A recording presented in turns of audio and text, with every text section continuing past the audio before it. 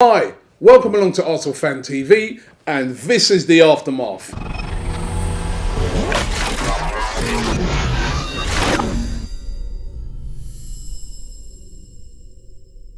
Well, what can I say? A decent point yesterday by Arsenal, a very good performance by Arsenal. The sort of performance that we were seeing, before January, before we sort of met in our recent decline. That is the sort of performance that we were seeing consistently for most of the season.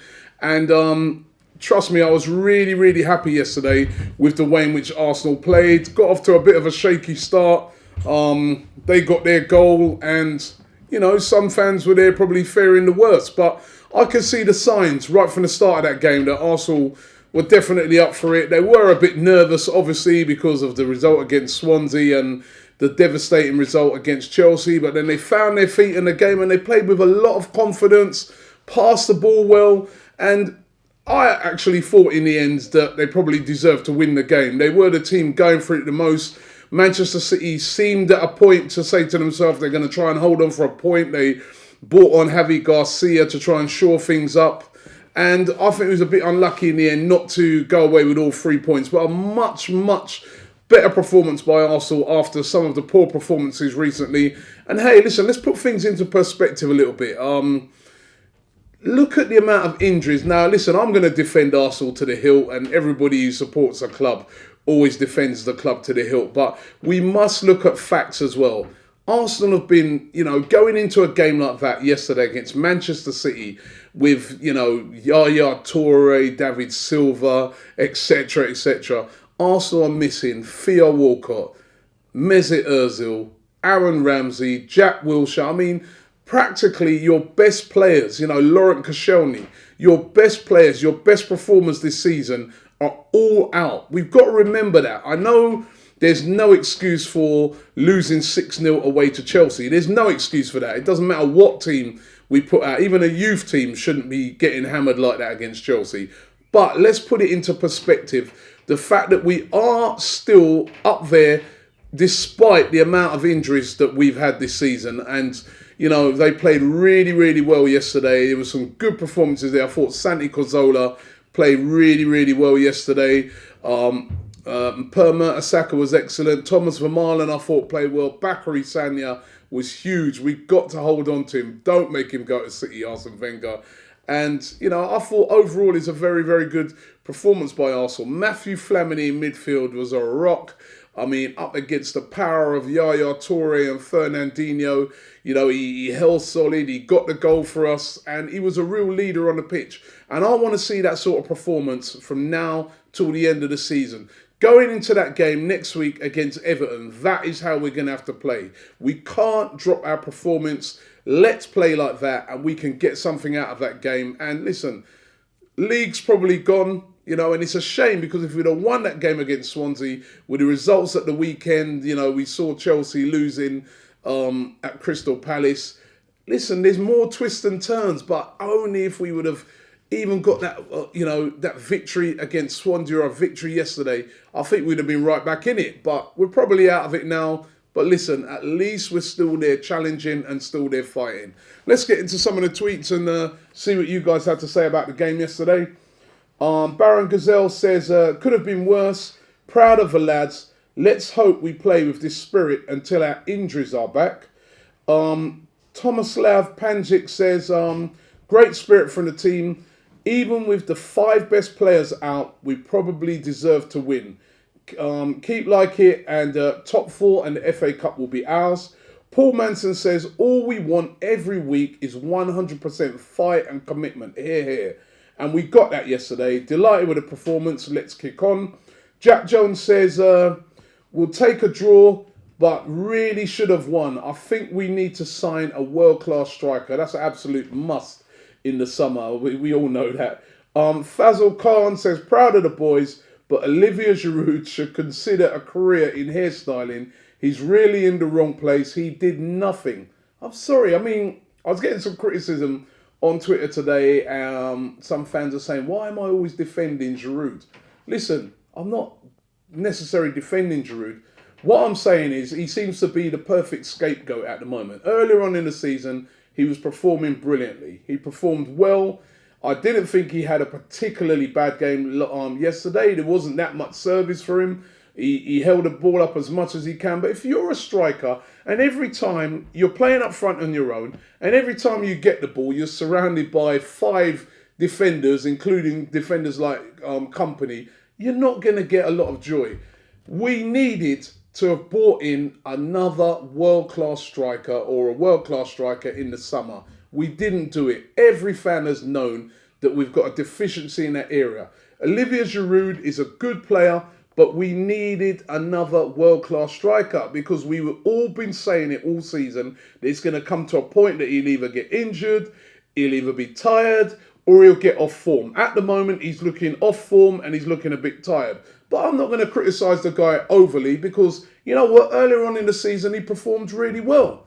What it is, we need a world-class striker. Arsenal knew that.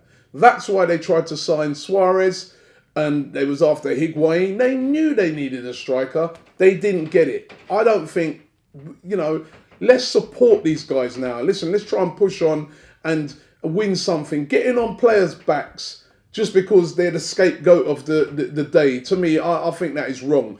Giroud has put in a good shift this season. He's having a bad time at the moment. That happens to players, but he's not a rubbish player. I disagree with that. Karan says, we came out in the second half and showed we can be on the same level with the other big teams. We have to do this consistently. Adam AFC said, prove we have the fight and desire. Disappointed to be out of the league race. FA Cup will always be the focus. Injuries have killed us again, without a doubt. DB10 says, first half was very disappointing, but we came out in the second and we outclassed City, he said. Well-deserved point, and it could become vital towards the end of the season, definitely. Ippo Amravadandis says, great performance after 2 disappointing results. I want to see Kim Källström start against Everton instead of Mikel Arteta, he says. Bongo TV says, finally, determination and hunger was back.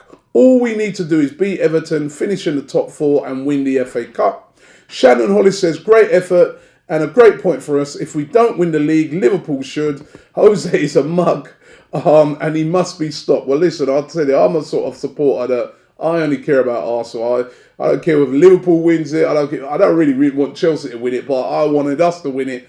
We were in a good position for most of the season, but I think we have been undone by the injuries and that lack of not getting in that world-class striker. Riz says, Robbie, we need a world-class striker and keep Wenger in. Without him, we would be worse off than Manchester United. So he wants to keep Arsene Wenger in. Wish says, great response by the lads. Flamini is a beast. Arsenal 360 said, Everton away next. And they're 4 points behind us right now. I think with a game in hand, it's a must-win game ahead of the FA Cup semis, which I expect us to win. We can't afford to lose that game, that's for sure. Andres Iniesta says, we could have nicked all 3 points if we'd have had more depth in the squad. They sub Negredo. They put a sub on, which was Negredo. Our sub was Sonogo. He said that says it all. James Johnson says, had them on the ropes, but was afraid to push up in case we got done on the counter-attack. That's very true. Need that second half intensity for the full 90 minutes. That is very true as well. Caliguna says, respect to Wenger. Never complained about Arsenal's big guns injuries. Imagine City without Silva, Torre, Company, etc. That's the same point I was making earlier. I agree with you 100%, mate. Flirtzuka said, we showed the world that without our key players, we're still a very strong team against the best of the teams about in City. And the last one here from Rabbi says, don't know why people think it's a good point. Imagine if we got wins against them and Swansea, we'd still be in the title race. We would still be in the title race, but obviously the reason why people think it's a good point is that we just got hammered 6-0 last week against Chelsea, and we're playing Manchester City, that really probably a better team than Chelsea. So a lot of fans feared the worst before that game. When I got down there yesterday, fans are telling me it's going to be 4, 5, 6 to Manchester City. So listen, the way in which Arsenal played, the fight, the battling, we've got to show that from now till the end of the season. And if we can do that, we're still involved in the FA Cup. We still got it's very slim, but we still got a slim chance of winning the title.